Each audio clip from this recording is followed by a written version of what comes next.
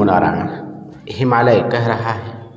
रचनाकार महायोगी पायलट बाबा जी। सर्वेश्वरानंद जी के विचार। अगम अगोचर पथ पर गंगा बह रही है, वह सब कुछ कह रही है। आदमी भी चल रहा है, वह भी आदमी से पूछ रही है। वह आदमी पर्वत की ओर देख रहा है, पर्वत सागर की ओर, तथा सागर अंतरिक्ष की ओर देख रहा है। सब प्रतीक्षा में है। वायु गति की प्रतीक्षा में है, गति चेतना की, चेतना प्रकृति का सहयोग खोज रही है, तो प्रकृति संस्कार का। सारा विकल्प संकल्प पर आश्रित है। विचार शाब्दिक है, विवेकपूर्ण है और बुद्धि से परिष्कृत है। सर्वेश्वरानंद जी भाव और प्रेरणा की संज्ञा से परे शाब्दिक तरंगों के साथ विचारों के प्रवाह में निर्मल शीतल गंगा जल की तरह और गंगा के किनारे किनारे बह चले थे। गढ़वाल के पहाड़ों से हिमालय की व्यास घाटी और सतोपंथगल के नंदनवन और तपोवन घाटी से गंगा बह रही है। भागीरथ के अथक प्रयास के बाद और हिमालय की अन्य घाटियों से अन्य नदियों को लेकर वह दौड़ रही है, जिसमें झरने का पानी, तालाब और नालों का जल तथा अन्य नदियों का प्रवाह मिल रहा है। वह सबको समेट कर बह रही है। पर्वत, नदियों, झरने, जंगल के पेड़ पौधे सबने अपने अपने संदेश का माध्यम गंगा को बनाया है। सर्वेश्वरानंद जी झुक झुक कर नदी से कुछ पूछ रहे थे। नदी भी कुछ कह रही थी, कभी गोमुख पर तो कभी गंगोत्री तट पर। नदी के साथ वे भी बढ़ते रहे। उत्तर काशी के किनारे नारायण स्वामी से टकरा गए। नारायण स्वामी की आंखें खराब हो गई थीं, उन्हें दिखाई नहीं पड़ता था, प्रायश्चित कर रहे थे। तभी सर्वेश्वरानंद जी ने उन्हें गंगा से पुनः ज्योति प्राप्त करने का संदेश दिया। लगातार 1 महीने तक गंगा तट पर वास करने पर उत्तरकाशी में नारायण स्वामी ने पुनः नेत्र ज्योति प्राप्त की। तब तक सर्वेश्वरानंद जी गंगा तट से हटकर भिलंगना और भागीरथी के संगम पर आ गए थे। टिहरी में 2 नदियों के संगम के किनारे बैठे योग समन्वय कर रहे सर्वेश्वरानंद जी माया की लीला देख रहे थे। हर तरफ परमात्मा का स्वामित्व नजर आ रहा था। तभी वैराग्य को प्राप्त स्वामी राम तीर्थ सर्वेश्वरानंद जी के समक्ष आ गए। ब्रह्म चिंतन में लीन गहन विचारों में खोए हुए स्वामी राम तीर्थ में उन्होंने योगी का बड़ा विकसित रूप देखा। तो सर्वेश्वरानंद जी ने राम तीर्थ को योग का मूल ज्ञान दिया। सर्वेश्वरानंद जी गढ़वाल के क्षेत्रों में घूमते हुए प्रायः मिल जाएंगे। वे घुमक्कड़ प्रवृत्ति के हैं। वे शहर के बाहर बाहर नदी नालों के किनारे किनारे चलते हैं। प्रायः वे अधिक समय भिलंगना और भागीरथ के संगम में भिलंगना नदी की ओर एक गुफा में बिताते हैं। अब वे गोमुख, तपोवन, तुंगनाथ और रूपकुंड तथा पिंडारी की घाटी में भी विचरण करते रहते हैं। अब वे कम दिखाई पड़ते हैं। दिखाई पड़ भी जाएं तो बहुत कम लोग उन्हें पहचान पाते हैं। पहले काफ़ी घूमते थे और थोड़े वस्त्र भी पहनते थे। अब कुछ नहीं पहनते। हिमालय के किसी भी खंड में वे तुरंत ही पहुंच सकते हैं। भिलंगना के किनारे कुछ दूरी पर स्वामी राम तीर्थ जी का एक बंगला है, जो अब बहुत पुराना हो गया है। उस बंगले के अंदर एक गुफा का द्वार है। सर्वेश्वरानंद जी का गुप्त निवास उसी बंगले की गुफा में रहता है और उनके बहुत से शिष्य यहाँ आकर गुप्त निवास करते हैं और सर्वेश्वरानंद जी का मार्गदर्शन प्राप्त करते हैं। कैलाशवासी नारायण स्वामी जी का सर्वेश्वरानंद जी का पूर्ण आशीर्वाद प्राप्त था और अब आचार्य श्री राम शर्मा सर्वेश्वरानंद जी की देन है। उन्हीं के विचारों की देन श्री राम शर्मा का कार्य क्षेत्र है। गायत्री युग निर्माण की पृष्ठभूमि भी सर्वेश्वरानंद जी के गंगा के व्यक्त प्रवाह की देन है। सर्वेश्वरानंद जी ने गंगा से सीखा कि अवरोध की चिंता किए बिना चलते रहो, अखंड ज्योति को जलाए रखो, तभी युग का निर्माण होगा। उनके विचारों की मूर्त रूप आचार्य श्री राम शर्मा का प्रयास है। गायत्री सबके लिए है। यह एक क्रांति है जिसका विरोध होगा, क्योंकि हर क्रांति का विरोध होता है। क्रांतियां सफल होती हैं यदि उद्देश्य सही हो। श्री राम के प्रयासों का ज्वलंत उदाहरण उनके सभी क्रांतिकारी शिष्य हैं। पूर्व में गायत्री प्रतिबंधों और नियमों की बेड़ियों में जकड़ी हुई थी। उस पर जाति विशेष का अधिकार था। अब गायत्री बेड़ियों को तोड़कर बाहर आ गई है। वह जन जन की गायत्री बन गई है। यही प्रकृति की व्यवस्था है। आदमी की व्यवस्था तो सीमित है, जहाँ जाति भेद, संप्रदाय भेद और राष्ट्र का भेद पनपता है। ईश्वरीय व्यवस्था में इसका कोई स्थान नहीं है।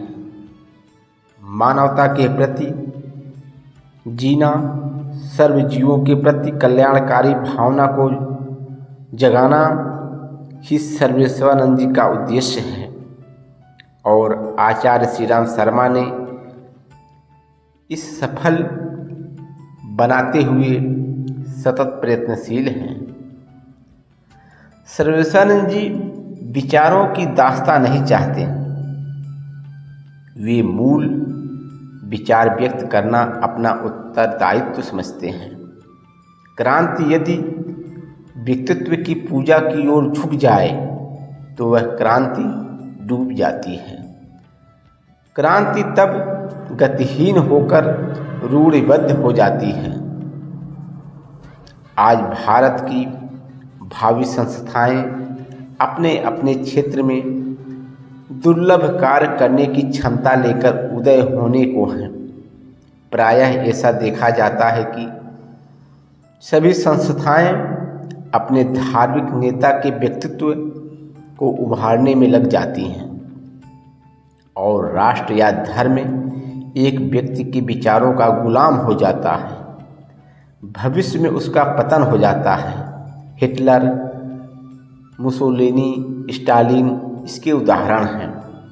इसीलिए हिमालय के ऋषियों ने किसी संस्था विशेष की स्थापना द्वारा अपने विचारों को रचनात्मक रूप देकर व्यक्त करने का प्रयास नहीं किया। उन्होंने सदैव अपनी मुक्ति वाणी की और विचारों को तरंग में गति दी। संस्कारी पुरुषों को माध्यम बनाकर अपने विचारों को कहाँ पर प्रायः देखा गया है कि बाद में चलकर हिमालय के महापुरुषों को या उस महान नेता की मूर्ति को केवल स्थापित कर संस्था के संस्थापक अपने व्यक्तित्व को उभारने लगते हैं। आज हर क्षेत्र में यही हो रहा है। चाहे नेता हो या धार्मिक अग्रज हो, उन्हें पूजा के फूल चाहिए। वे धर्म और राष्ट्र को अपने हाथों में जकड़कर अपना पूर्ण आधिपत्य लेकर चल रहे हैं। इसी कारण संप्रदाय हम पर हावी है। नेता हमें स्वार्थवश बहका रहे हैं। प्रगति के नाम पर हम पराधीन हो रहे हैं। हमें इस ओर ध्यान देना चाहिए।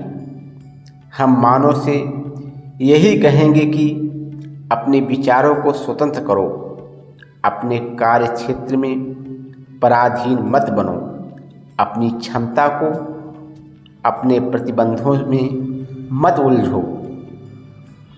केवल व्यक्ति विशेष और कार्य विशेष लिए कहता हो उसे मत कीजिए।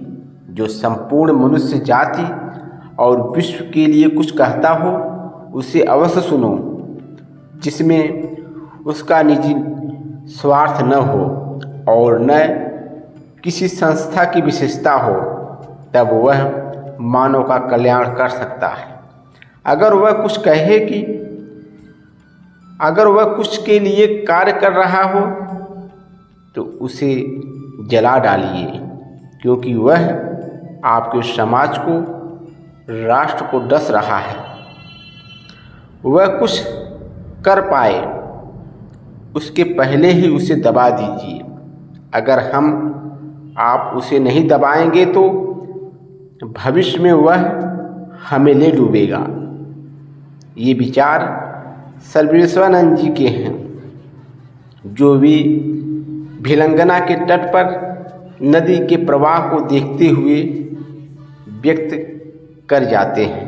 कहते हैं, आदमी देखते हुए भी अंधा हो जाता है। खुले बाजार में, खुले मंच पर चिल्ला चिल्ला कर ये नेता और धर्म गुरु अपने विचारों को अभिव्यक्त कर हमें गुलाम बना रहे हैं।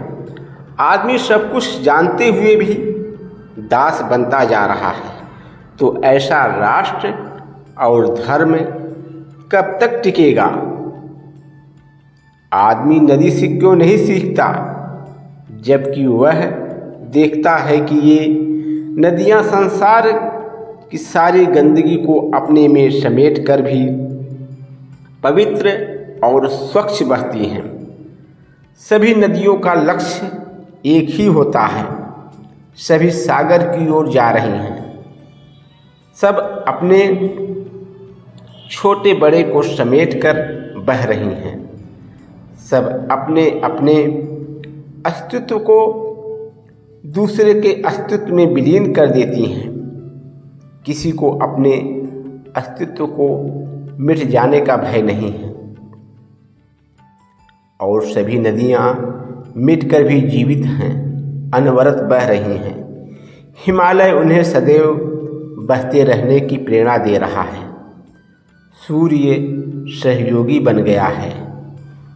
चांद उमंग, धरती गोंद और सागर समर्पण है। आदमी भी ऐसा क्यों नहीं करता?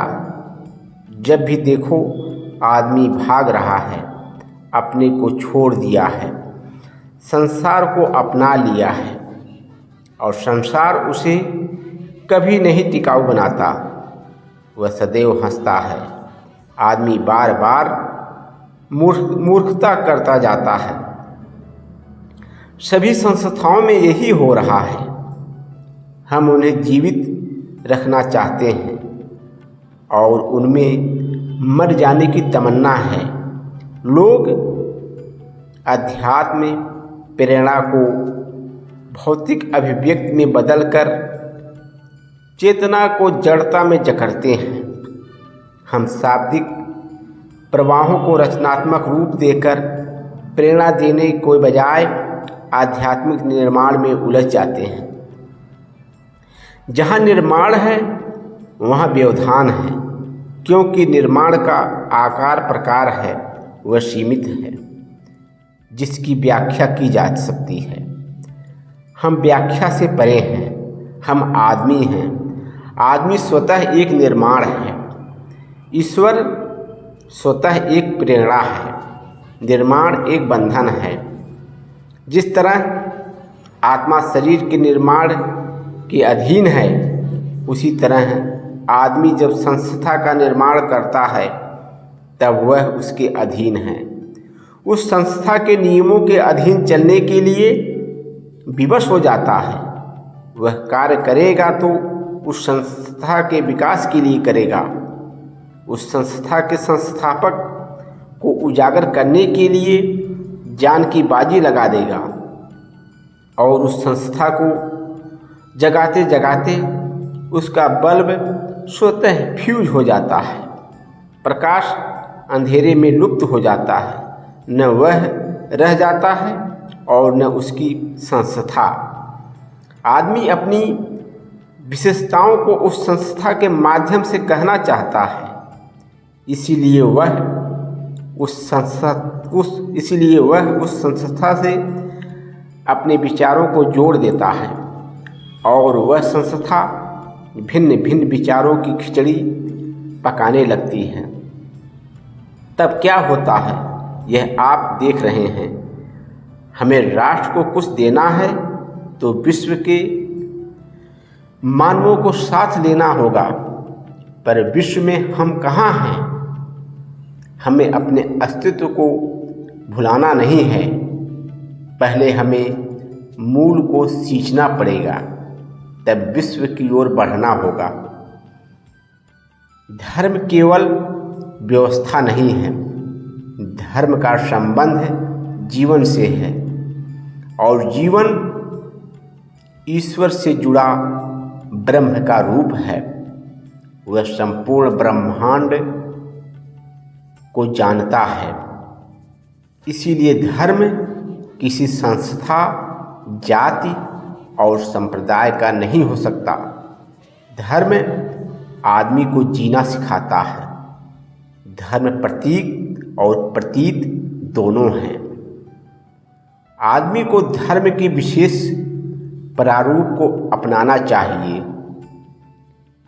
जो किसी जाति का न हो, संप्रदाय का न हो, रूढ़ि का न हो, जो सभी राष्ट्रों का हो, सभी देशों के लिए हितकर हो, जो सबका हो, सबके लिए हो, जहाँ संप्रदाय न हो न बंधन हो, जो संपूर्ण जगत के लिए संभाव रखता हो। तब धर्म मानव, पशु, पक्षी और सभी जीवों की प्रेरणा का स्रोत बन सकता है। पर जहाँ देखिए आदमी टूट गया है। हर आदमी व्यवस्था लागू करना चाहता है, पुराने संविधान को बदलकर अपने अनुकूल बना रहा है, अपने विचारों को दूसरे के ऊपर लादने का प्रयास कर रहा है। आर्यावर्त पूरी तरह टूट गया है और टूट रहा है। पहले इसकी व्यवस्था जग जाहिर थी और आज भी भारत विश्व के लिए चिंता का विषय है। भारत को कार्य करने की पद्धति और शिक्षा प्रणाली बदलनी चाहिए। भारत धर्मनिरपेक्ष है, पर वह अल्पमत और बहुमत का शिकार बना है। भारत जाति भेद को मिटाना चाहता है, पर जाति व्यवस्था के बिना कोई कार्य नहीं हो रहा है। भारत की प्रशासनिक व्यवस्था पूरी तरह से गलत है। यह तो उधार की है, इसमें भारत अपना कुछ भी नहीं है। भारत की सभ्यता संस्कृति में मिलावट आ गई है। भारत की राजनीति का कोई अपना अस्तित्व नहीं है। न भारत के धर्म गुरुओं का अपना कोई एक प्रारूप है। सभी लोग उधार ले रहे हैं। कोई किसी के विचारों का गुलाम है तो कोई किसी दूसरे राष्ट्र के नियमों का अनुकरण कर रहा है। सभी बाहर की ओर दौड़ रहे हैं। अपने भीतर की चिंता किसी को नहीं है। न राष्ट्र का अपना साहित्य है, न राष्ट्र में अपने साहित्य का मूल्यांकन। हर राष्ट्र अपनी राष्ट्रीय भाषा का विकास करना भला समझता है, परंतु भारत अभी तक भटकाव का शिकार बना हुआ है।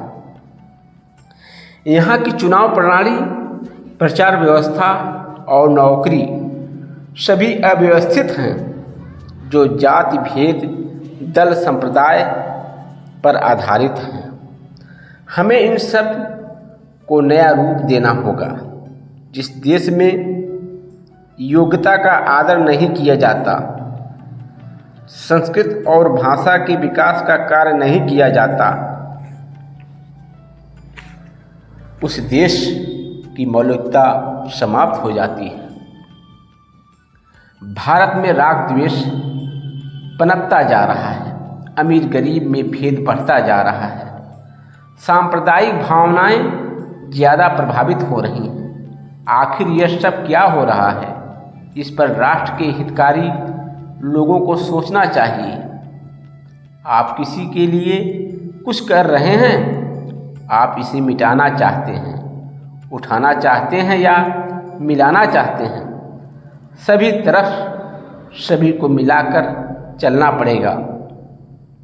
आप विशेष को छोड़कर केवल शेष को लेना चाहते हैं तो एक विशेष जो बुद्धिजीवी है वह आपको पनपने नहीं देगा। दूसरा विशेष जिसे आपने जगह दी है वह आपको सहयोग नहीं देगा, क्योंकि वह जानता ही नहीं। दोनों तरफ से आपको हानि है। राष्ट्र को उसका प्रसाद मिल रहा है। आज पूरा राष्ट्र जल रहा है, जाति भेद और संप्रदाय की अग्नि से तपता है। आप कुछ करना चाहते हैं पर कर नहीं पाते।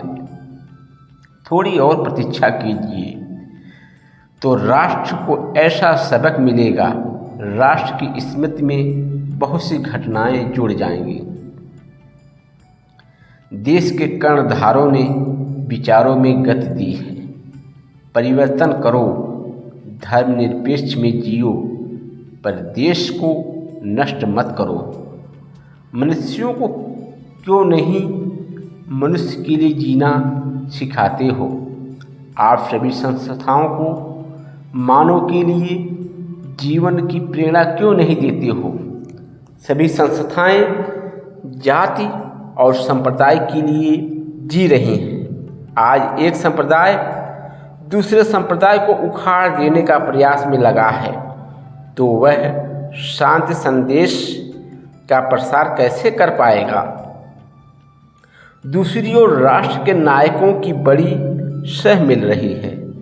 जो दुराग्रही हैं वह पल रहा है, जो शांत है उसे खा जाने का प्रयास किया जा रहा है। आप राष्ट्र को बनाना चाहते हैं या मिटाना, यह समझ में नहीं आता। कल भारत कहाँ था, आज कहाँ है, और कल जो हमारे समक्ष खड़ा है वह हमें कहाँ फेंक देगा, यह केवल कल्पना करके ही दिल दहल जाता है। यदि आर्यावर्त को ऋषि मुनियों का आशीर्वाद प्राप्त न होता तो वह न जाने किस स्थिति में होता। धर्म के गुरुओं, राष्ट्र के नेताओं, बुद्धिजीवियों, साहित्यिकों, आविष्कारकों और आशावादियों, कान खोल कर सुन लो कि यह भारत है। यहाँ मनमानी नहीं चलती। जो कुछ भी तुम कर रहे हो करो, पर यह न भूल जाओ कि भारत मनुष्यों का देश है, जहाँ हिमालय शीश उठाए देख रहा है और देख रहा है कि तुम मौत के चंगुल में फंसकर अपना इतिहास स्वयं मिटाने के लिए स्वयं प्रयत्न कर रहे हो, चाहे तुम किसी जाति या किसी धर्म के हो। यह न भूलो कि मृत्यु उन्हें छोड़ नहीं देगी। तुम जो कुछ भी करते हो उसमें राष्ट्रीयता होनी चाहिए। न तुम हिंदू हो न मुस्लिम न ईसाई हो और न किसी जात की हो। तुम आदमी हो और तुम भारतीय हो। जिस दिन भारतीय समझने लगे उस दिन भारत का कल्याण हो जाएगा। पर इस देश के नर नारी अपनी जाति और धर्म के लिए लड़ रहे हैं। एक धर्म दूसरे धर्म को परिवर्तन कराने में सतत प्रयत्नशील है। जिस राष्ट्र की अपनी पहचान नहीं है उस राष्ट्र का पतन हो जाता है। राष्ट्र की पहचान मौलिक सभ्यता और संस्कृति है। सभ्यता और संस्कृति का निर्माण होता है, धर्म व्यवस्था का निर्माण करता है। व्यवस्था जीवत्व की पोषक है। जहाँ व्यक्ति अपने मूल अधिकार को समझता है वहाँ उस राष्ट्र का व्यक्ति सुखी होता है और सुखी व्यक्ति गुनाह नहीं करता, क्योंकि भय चिंता से परे वह ईश्वर में विश्वास करता है। जिस राष्ट्र में गुनाह नहीं पनपता, गुनाह नहीं होता, वह राष्ट्र बहुमुखी विकास कर आगे बढ़ जाता है। शेष अगले भाग में।